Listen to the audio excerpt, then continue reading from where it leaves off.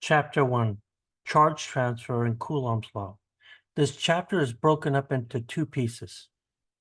One piece, charge transfer, which tells us how charge is able to move from one material to another, and Coulomb's Law, which describes the fundamentals of electric forces between electric charges.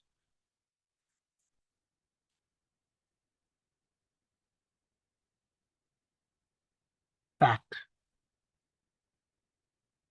Almost all observable matter in the universe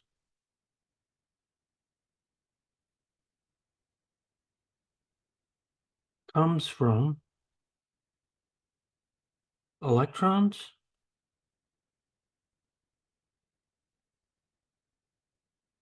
protons, and neutrons. In other words, atoms. There is photons, there are neutrinos, but that's what we mean when we say the observable universe.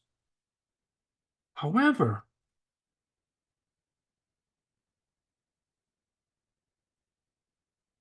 this number is surprisingly small at around 5%, while 95% is stuff we do not know what it is. Said differently, 5% of the universe is made up of the stuff that we effectively are made up of. 95% is not made of the stuff that we're made out of. So, that's shocking and surprising.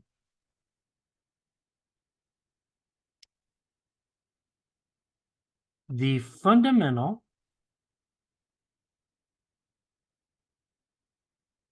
interactions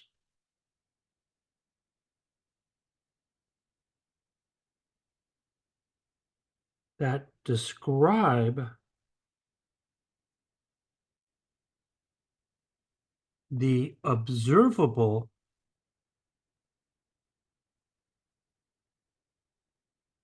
universe are one, there's the electric and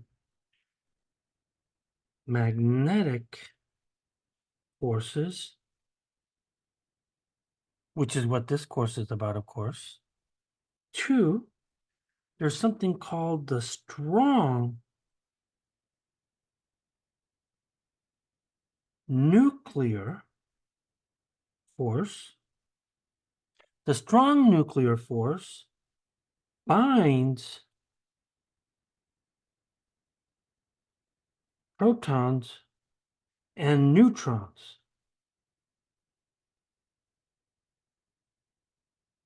together in nuclei. Then we have a second nuclear force known as the weak nuclear force.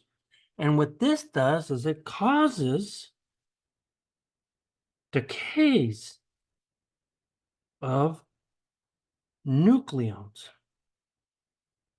And nucleons, which we'll get into a little bit later, is a collection of protons and neutrons. Now, there are two other ones. There is something called the Higgs force, and this is responsible for the origin of mass. And then finally, 5, the gravitational force,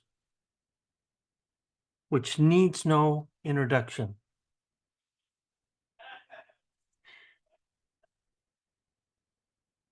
In this course,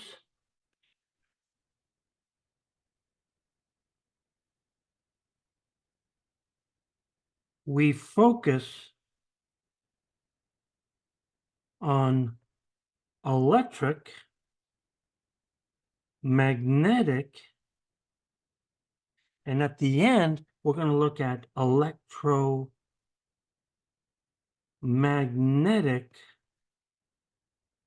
forces.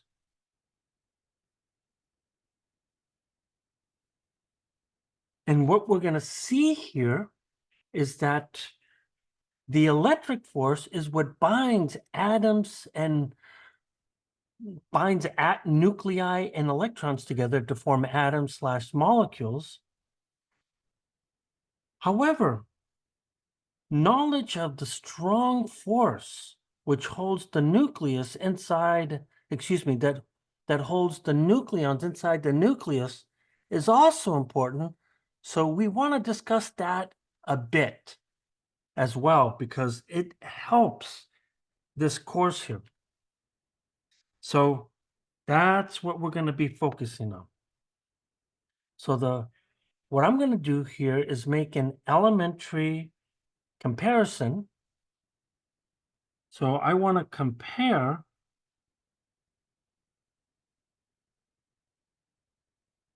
the gravitational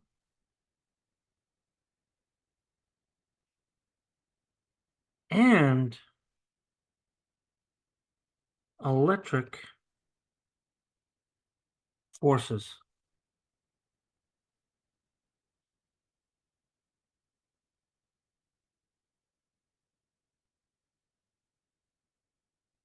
So to compare these forces,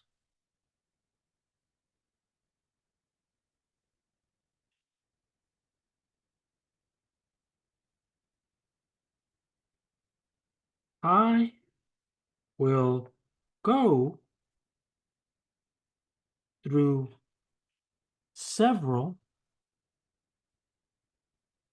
characteristics that are common to them. And most people feel like they got a handle on what we mean by the force of gravity. So the first characteristic that we want to talk about the cause of the force. So now that we know the cause of the force, deeply connected to this is the type of forces. Now that we know the type of forces, there is a fundamental law. So we need the law that describes the forces. And finally, we want to talk about the strength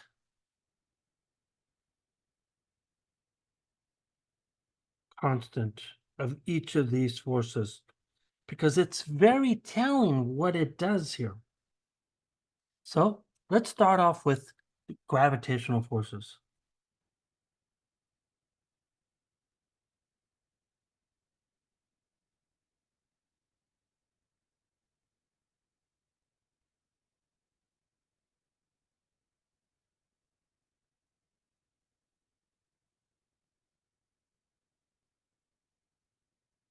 So then let's go through that list.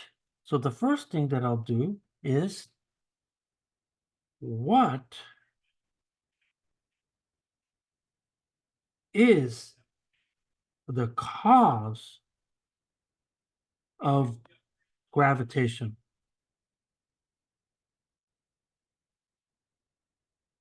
And the answer is Mass. Mass is the cause of all gravitation. 2, there is only one type of mass. And if there's only one type of mass, there is one type of force. So what is this force? According to our laws, that force must be attractive. So that means if you're sitting next to somebody right now, according to gravitational forces, you should feel a slight tug, attractive tug towards each other. So now it turns out that it's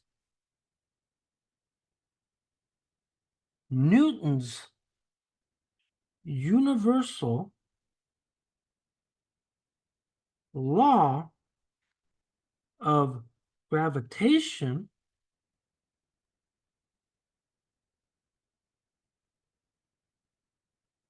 that describes all of gravity. So Newton's law, universal law of gravitation is in inverse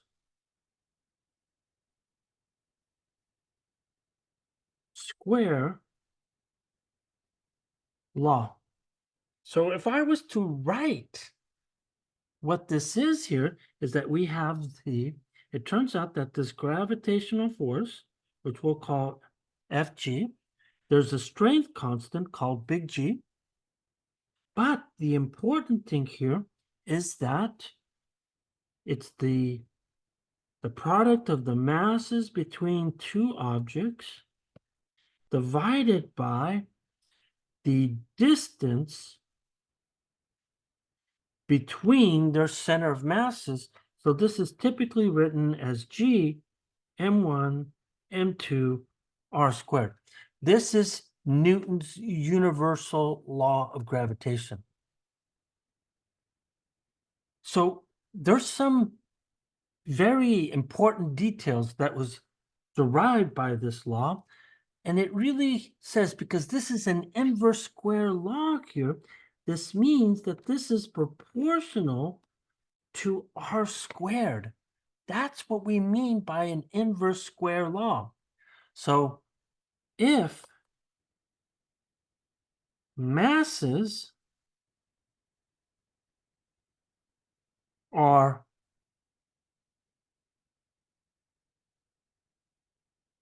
farther apart, one expects a weaker force of gravity. In other words, if I have two objects, let's say that I have an object right here, and this object we'll call mass 1, and then I have another object which is way over here, which I'll call mass 2. In other words, I'm going to call this 1, I'm going to call this 2, and the separation between them is very large. So when I look at this, because it's a large force, that means that the force of 2 acting on 1 applies a small gravitational force, and the reverse here is that 1 applies also a small gravitational force. However, if masses are closer together, according to the inverse square law, this should be a stronger gravitational force. In other words, if I was to bring this mass right here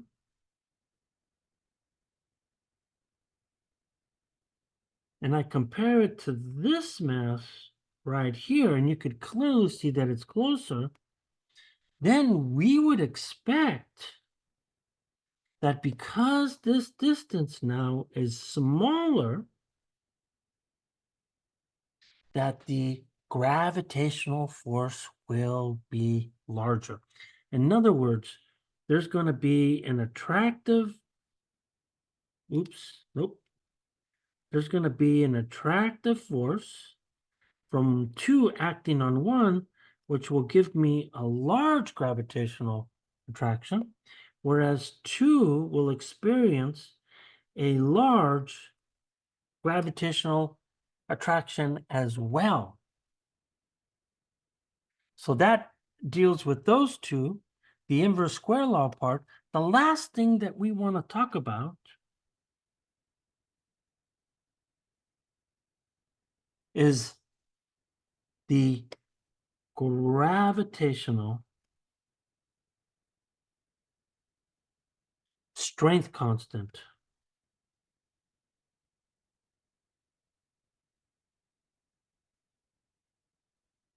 And this goes by the symbol Bg.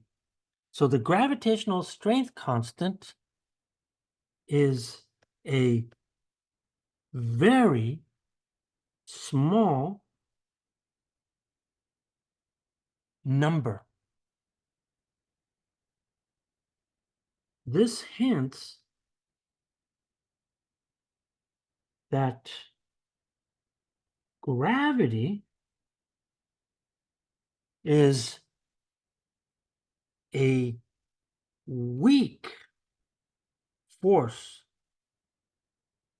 And so if you look at the value of the gravitational constant, what you'll see here is that it's approximately equal to 10 to the minus 11. Now, the units here, units are ignored. We don't want to complicate the issue, but the thing that you're seeing here is that G, big G, is relatively small. So now let's go after electrical forces and do the exact same thing.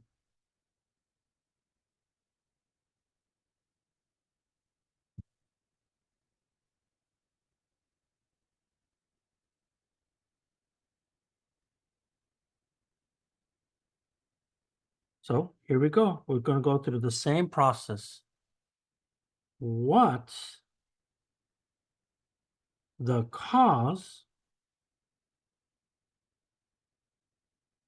of electricity? And the answer is electric charge. So then we ask the question,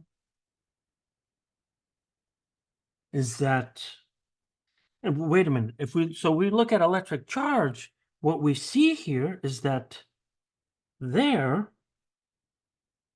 are two types of charge. There was matter that has only one type of matter.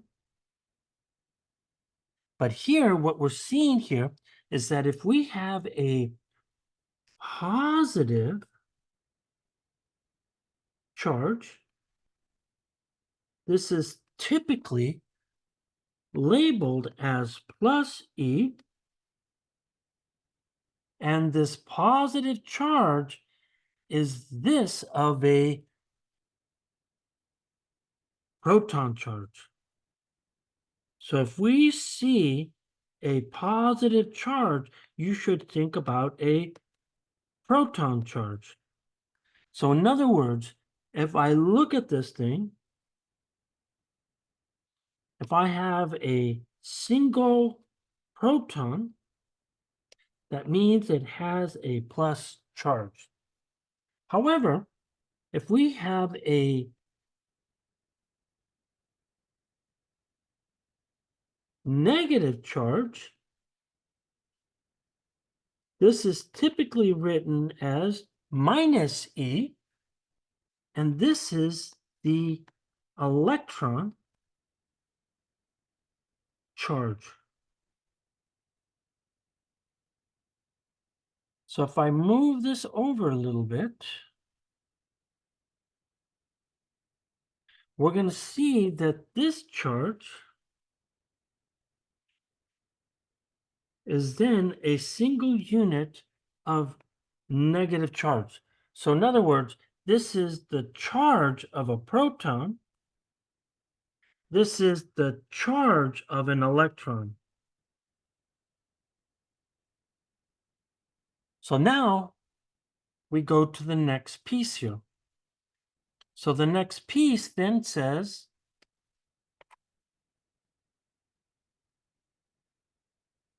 since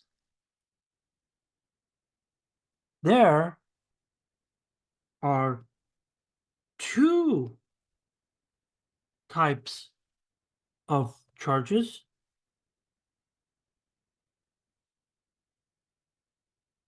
there are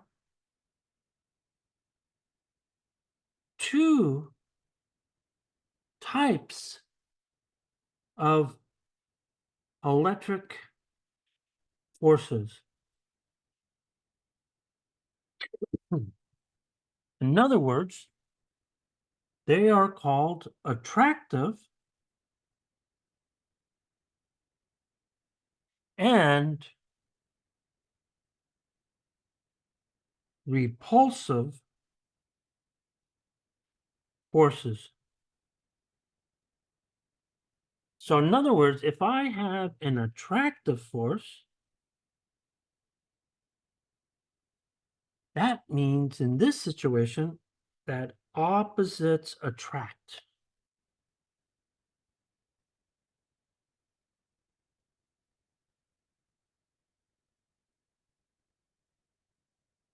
So if this is a positive charge and this is a negative charge, then what happens here is that there is a green electric force that applies an equal and opposite force of the positive charge acting on the negative charge. So when I think about repulsive forces,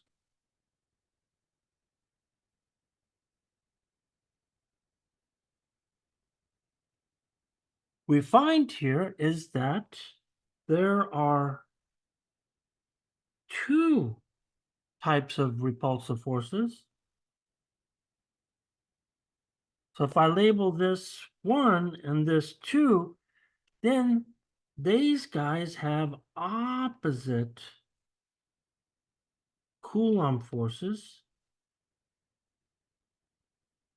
And we can also have green charges that can also be repulsive because they have the same electric charge. So in other words, opposites attract, same charges repel. And then the next thing that we want to talk about here is that now we have the force law. We have what's equally as famous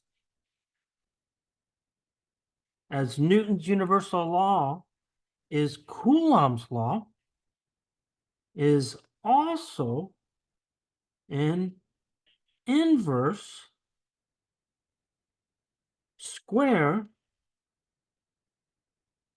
law.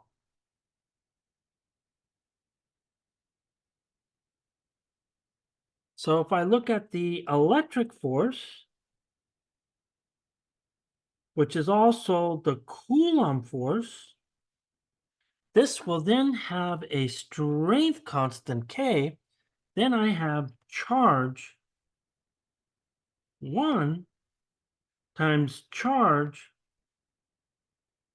2 divided by their separation distance. which is then equal to the strength constant K, which then I have Q1, Q2 divided by their separation distance. But there's a little bit of subtlety here. So the sign of the product Q1, Q2 determines the type of force. In other words, so if I look at the electric force, and this is proportional to Q1 and Q2, if I have two positive charges, or excuse me, if I have a positive charge times a negative charge, then this tells me that this is a negative force. And this implies here that that the electric force is negative and its force is attractive.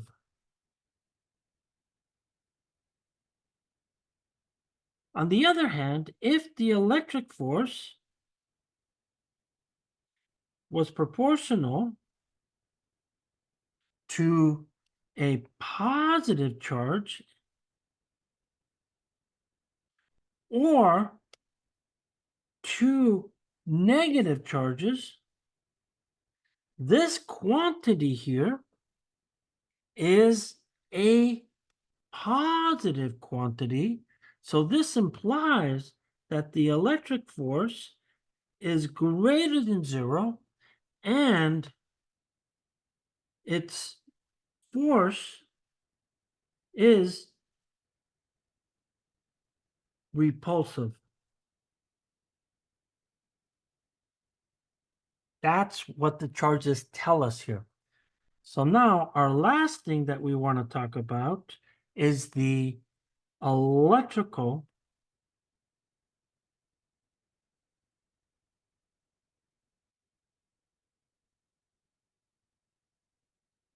strength constant. And this typically goes as G, which is also a shorthand notation for 4 pi epsilon naught, is very large. So in other words, if I look at the strength constant, this is about 10 to the 10, where units are ignored. So that number is quite large. So why do I say that this is large? So to compare the strengths of gravity versus electrical forces, the number is a staggering number. Depending on the units that you use, the ratio of electric force to the force of gravity is about 10 to the 36 to 10 to the 40. This number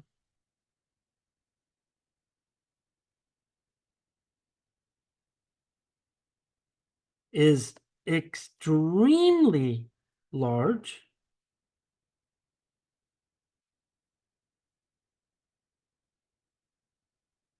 and we ask, what does this number mean? Now that we've done this, we want to compare the strengths because these numbers are incomprehensible.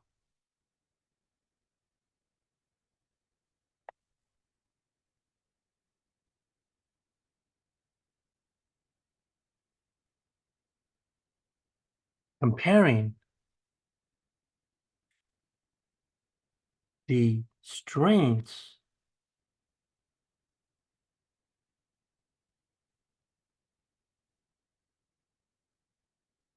big G versus little k.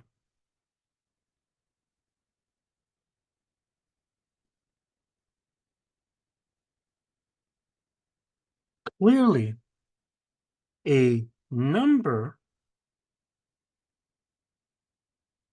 like 10 to the 36 is so large that it is incomprehensible.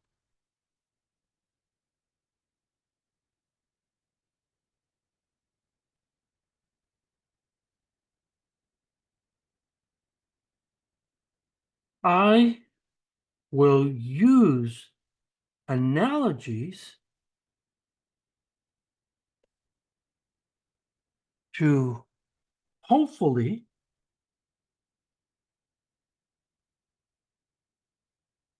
bring some perspectives.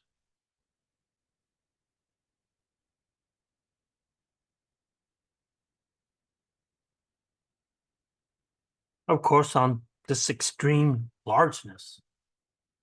So what I want to do here is that I want to compare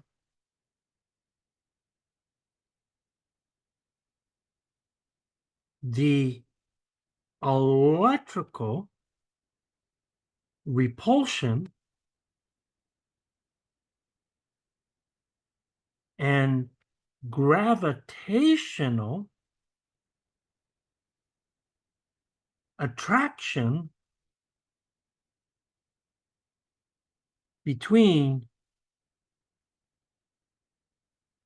two protons.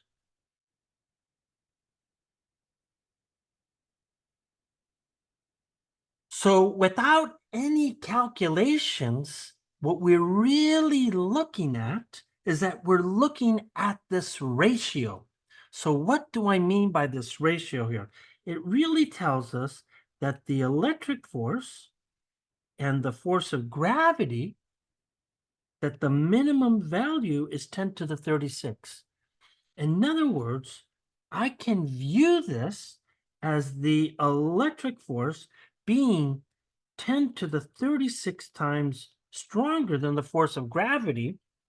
So let's just suppose, what does this actually mean?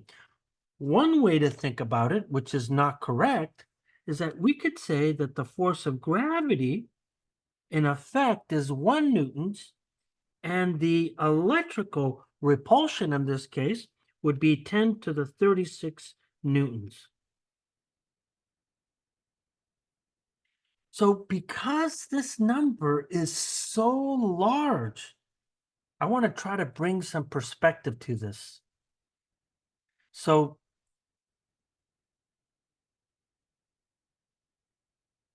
to imagine,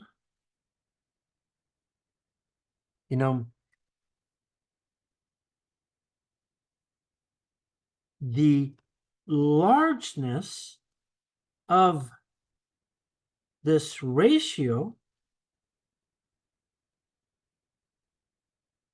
let me remind you of a balanced mechanical system. And what I mean by that, that just means that the net force has to be 0.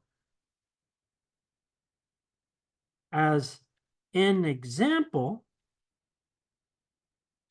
you could imagine that if I have an object and it's hanging on a string here, where it's attached, let's say, up to a ceiling or something. And so when I look at this here, you could see here is that this right here, this is a string or a cord, And in order for this to be balanced, I have to have the tension being equal and opposite to the force of gravity. In other words, if a system is balanced, then the net force in this situation will be the tension minus mg, and this will be equal to 0.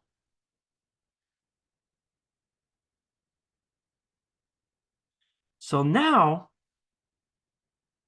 let's get back to the comparison. So then,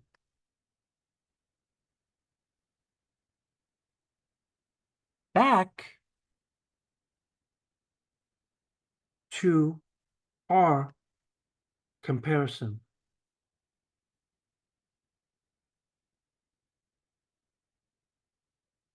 How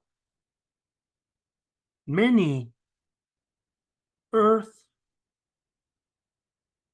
mass objects are required to balance out this electrical repulsion between two protons. So when we say the word balance, just like what we said up here, when we say the word balance, what that really means is that the tension has to equal the weight of the object. They have to equal each other. So when I say the word balanced, that implies that the net force acting on these two guys, I'm going to have an electrical force minus the force of gravity equals to 0. So in this case, what kind of electrical force and what kind of gravitational force am I going to have in order to balance this? So the weight of Earth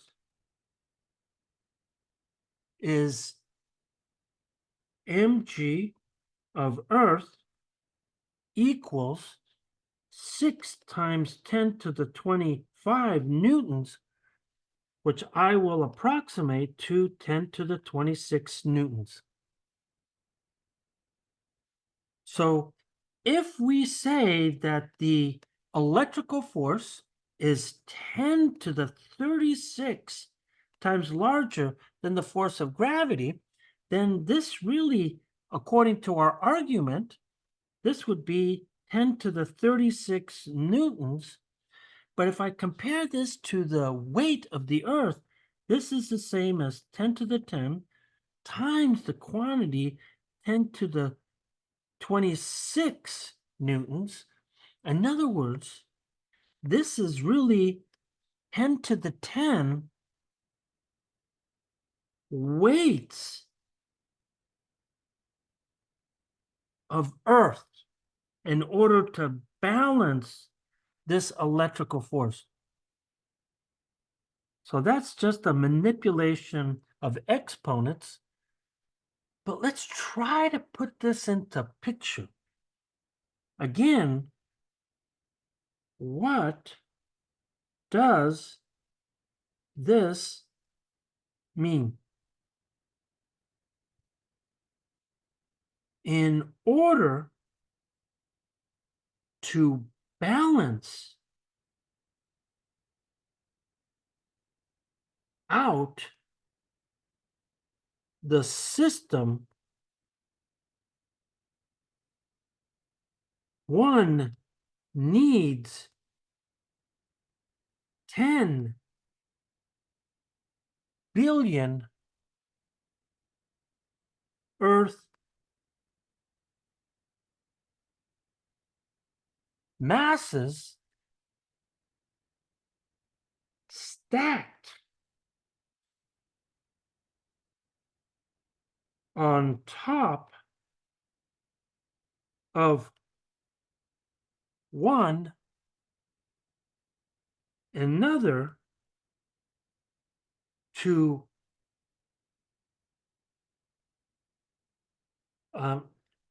balance the repulsive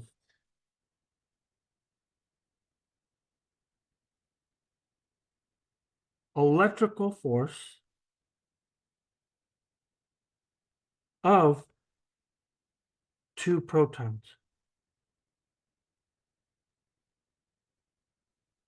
Think about that.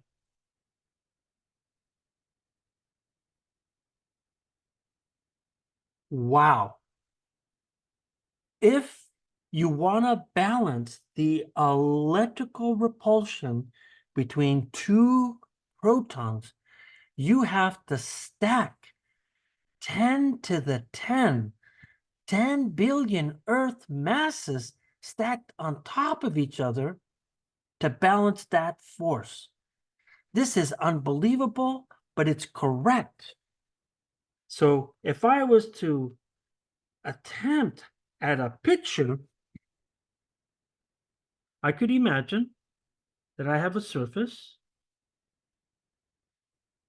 and in some la la land, I take two protons, and let's say that we fixed the bottom proton.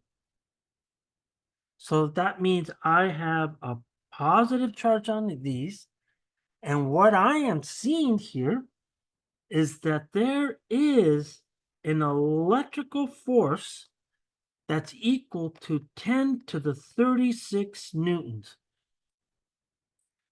But in order to balance this system out, I need a gravitational force that's also 10 to the 36 newtons, but this is equivalent to 10 billion Earth weight values.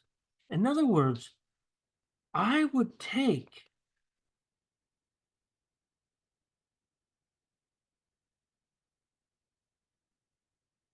10 billion Earths, right? This requires 10 billion Earth masses or weights, right? I need 10 billion Earth masses in order to balance out this system. Unbelievable. You know, just to give you another sense, here's another analogy.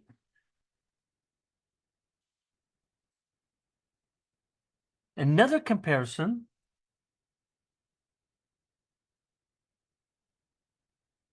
of 10 to the 36 is comparing the size of the largest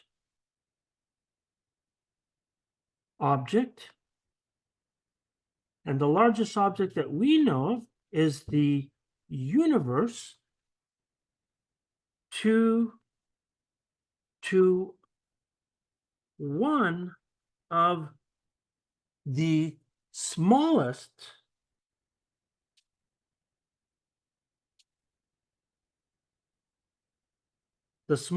object.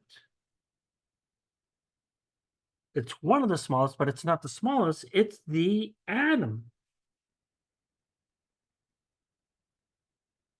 Their ratios are as follows.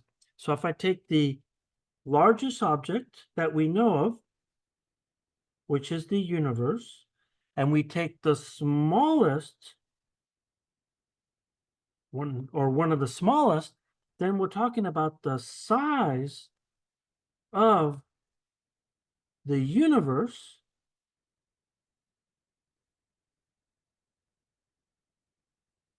to the size of an atom. And when you compare them, this is what you'll find, that this is about 10 to the 26 meters. This is about 10 to the minus 10 meters, which then gives you a value of roughly 10 to the 36. You know, this begs the following question. If electrical forces are much stronger than gravitational forces, why don't we always feel electrical forces in everyday situations? We don't. That's in our next lecture.